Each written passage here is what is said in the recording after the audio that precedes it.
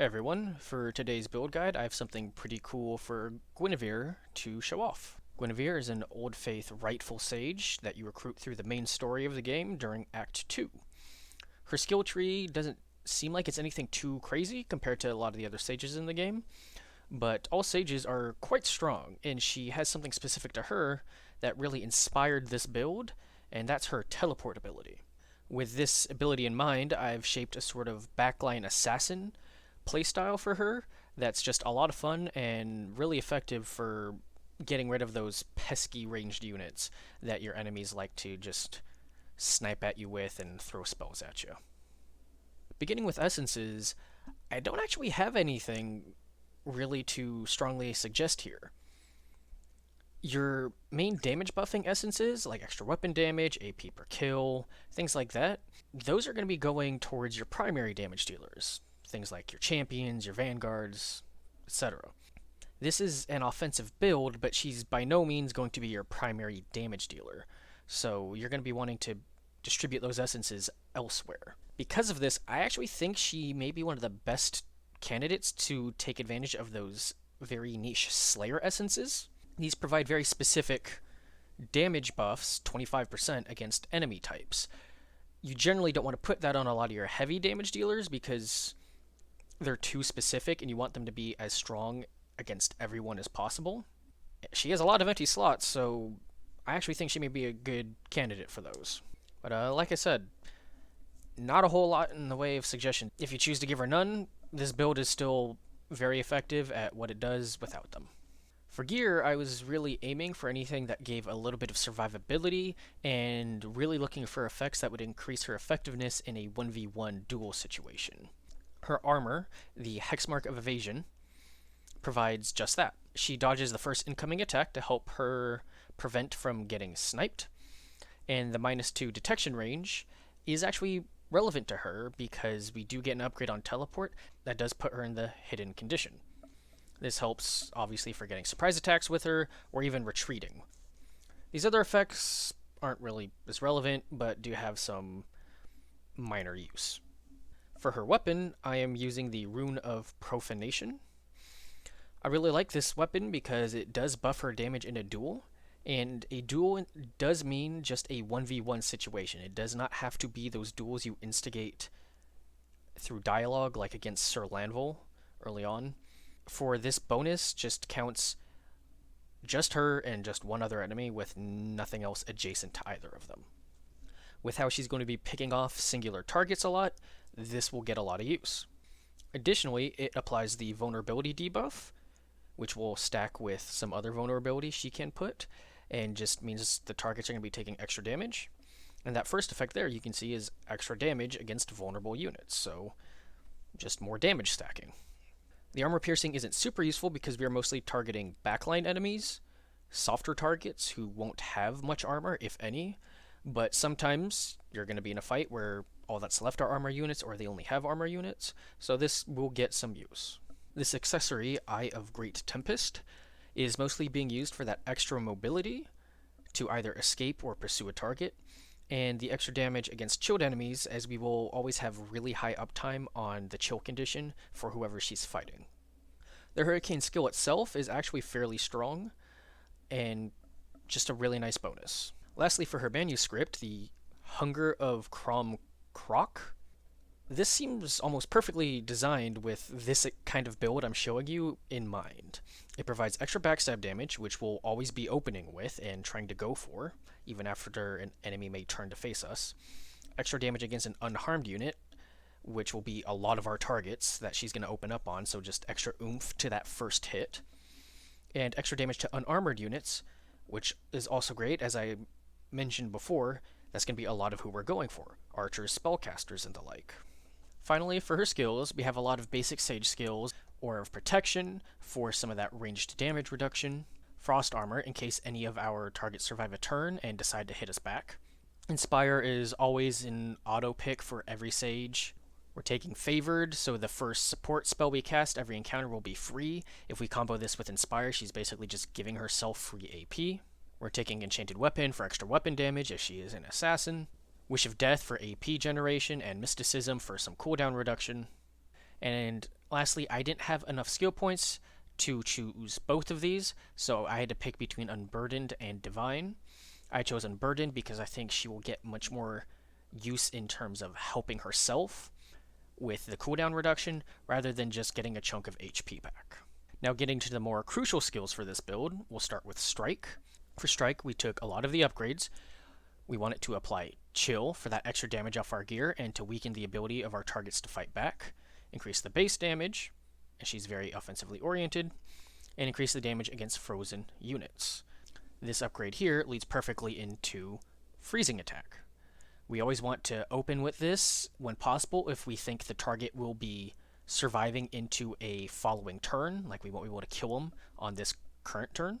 This obviously will prevent them from fighting back or greatly diminish it if they have frozen resistance.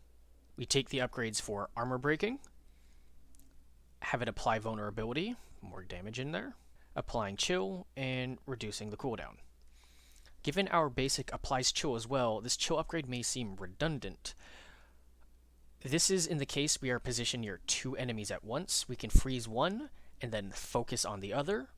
Or if, say, we're going in for an archer or a spellcaster, but a melee unit stayed next to them, we can freeze this melee unit, focus on the ranged unit, kill them, and then maybe not have enough AP to escape. We don't have to worry about the melee unit tearing us apart. We can then, on our next turn, safely make our getaway. Bless we're taking for the extra weapon damage, largely for herself, can also be used for support. We want it to also give her back an AP, so it's a little more AP efficient, and increasing the duration by 1, so we can have this carry on for multiple targets. Globe of Protection is a huge defensive to help prevent her from getting picked off by enemy units, melee charging at her, getting sniped by archers, you name it. 50 temporary HP is a huge amount, and with the upgrades, she's becoming more resistant to debuffs, gaining some extra armor, and reducing the cost to a very cheap 2.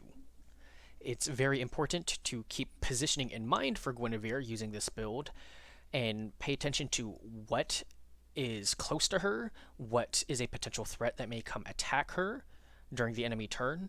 With this in mind, knowing if you should reserve 2 AP during her turn to cast Globe of Protection, so that way she doesn't get annihilated. On very hard, she can very easily get killed in a single turn. Now the big enabler of this build is Teleport. This is a long-range cheap mobility spell to just appear behind enemies and start taking them out. We obviously want to reduce the cost. 1 for Teleport is great, as much opportunity to do follow-up attacks after a Teleport. Increase the range, wasting less AP on moving into range to then teleport, as well as this last upgrade that puts her in a hidden state. This has a dual purpose, both offensively and defensively. You can use it if you position her far enough away from the enemies. She can then encroach on them to get that surprise attack bonus, or if she needs to escape, she can teleport away, remain hidden, and then any still living ranged enemies won't pick her off as she's running away. In Tier 3, I took Scout, mostly for the upgrades, reducing incoming range damage. I am very cautious about her frailty as a sage. And the big one, becoming immune to opportunity attacks. Last tier, we have Ray of Light. This is used to shut down ranged units mostly, trying to pick on her, or even support the rest of your group if they have a tough enemy they're engaged with, and you really want to reduce some of that outcoming damage from them. Anyone really. It has good range, it's very cheap, so this can just help nullify damage from any target that you think may be a problem. We're taking the upgrade to reduce the cost by 2. This one is kind of mandatory in my opinion if you're taking Ray of Light, because 2 is a very good cost for this. 4, I don't think it's worth using at 4. And then we're taking this upgrade to increase the duration. So now it lasts 2 turns, but now it has a longer cooldown. I think having 2 turns of blind is much more useful, having it back to back rather than being able to do a 1-turn blind more often. With all that covered, let's move on to the gameplay. For our first fight here, I think we got a good spread here of some range units that'll be hanging back to shoot, with some melee units here that'll come rushing in. Perfect opportunity to really just let Guinevere teleport in and take advantage of them after they've been opened up. At your service, my Teleport, plenty of range, so we're actually going to pull back a little bit to bring them further in. We'll go ahead and use this 0 EP because it's our first spell of the encounter. Just something like this.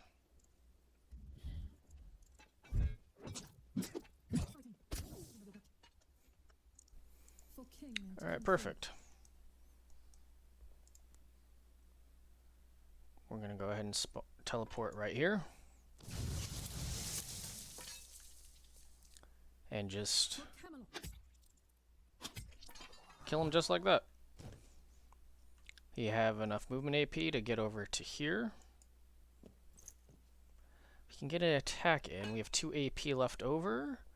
So we're actually going to shoot a ray of light here. Help out our white knight.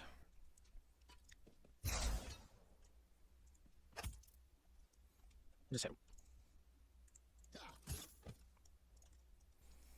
Let's go ahead and pop some inspires, which I think should give us AP here. Kill this guy. And we're actually going to pull her back a little bit. We don't want her to go rushing in. We'll have teleport off on the next cooldown. We'll use that as our entry maneuver and just kind of keep her in a safe distance away from these other archers.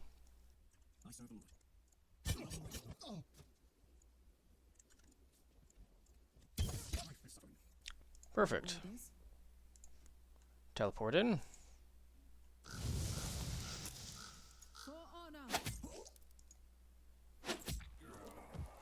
Another one dead.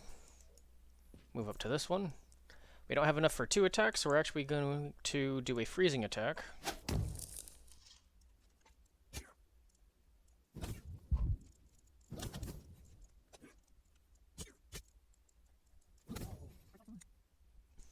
Now, easy enough. We can do 2 attacks, but a little more AP efficient. We'll just cast Bless on ourselves. Boom. In this fight, we're going up against a group of unarmored spellcasters. These are all perfect picks for Guinevere. We're going to have her focus on Agatha here in the back, and have the rest of our party kind of distract these other 2.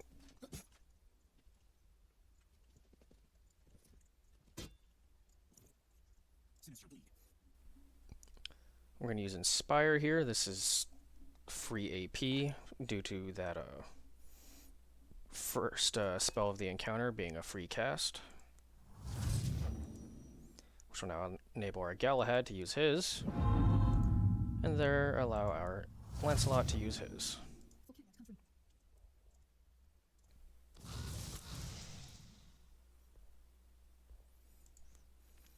Going to begin by blessing, freezing, resistant to both freeze and chill, but we do have both, so that will heavily hamper her next turn to fight back, and then just attack. Move here, and then attack for the backstab.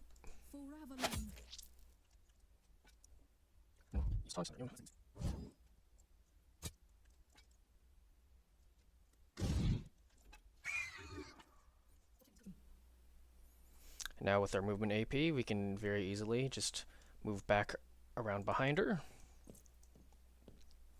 and go back in for those back attacks. None shall stand.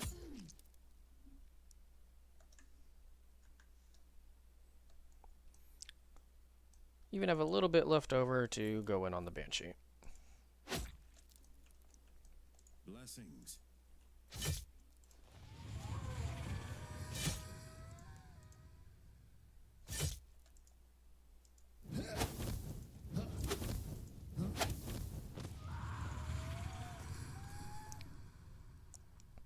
Now we can see she's probably the closest in proximity to these 2, so there's a high chance they'll target her.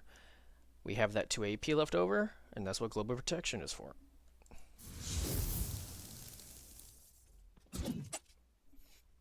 Alright, he went for Lancelot, saved her a hit, and due to the dodge on her piece of gear, she went hitless on that one.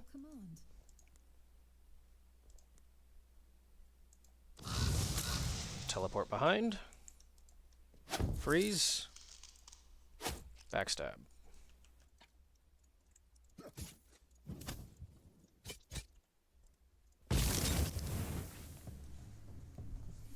Last one here, a bit of a example of what you don't want her going after.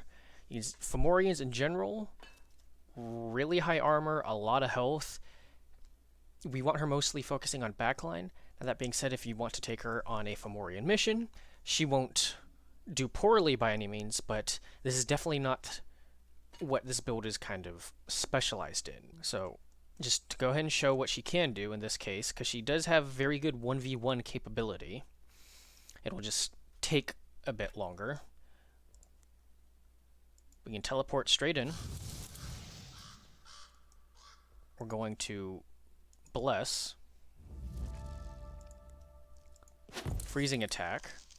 You can see that actually did a good amount of armor break because of that upgrade we took, and that's why we took it for enemies just like this. And just go in on the attack.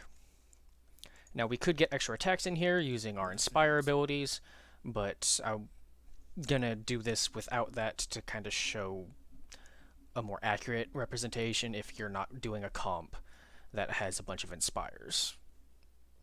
So I'm actually gonna pull these back, just to help me incentivize going after them more. Alright, so there's that first turn. You can see due to the chill and the freeze, I fight for honor. he didn't have enough actions left over. So next we're just going to attack. We're going to put the blind on him. Another attack, and then Globe of Protection. He does have the blind, but better safe than sorry.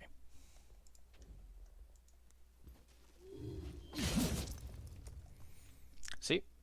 Even with the blind, he still managed to get that hit in because he used an area attack ability. And she took 40 damage, 42 damage. That Global Protection, big difference there. So instead of taking that straight to her, you can see I haven't healed her between fights. She only had 38 HP. She would have taken Vitality damage there. Global Protection, she was fine. I fight for honor. Freezing attack is back off cooldown. I'm not really sure why he turned back around. Gonna hit him with that again. Just go ahead and end it there. Skips his next turn.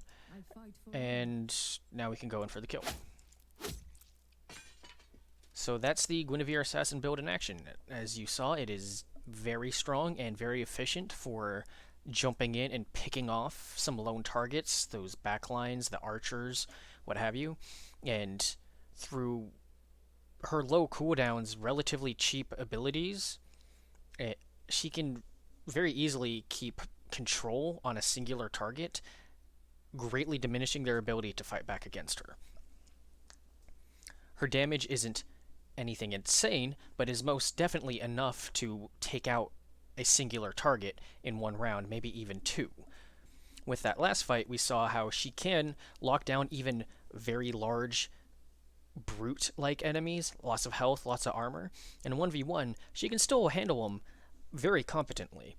The main issue really is just her damage coming in. It takes her a lot longer to deal with these enemies, whereas you could bring in someone like a Vanguard or a Champion to take them out much quicker.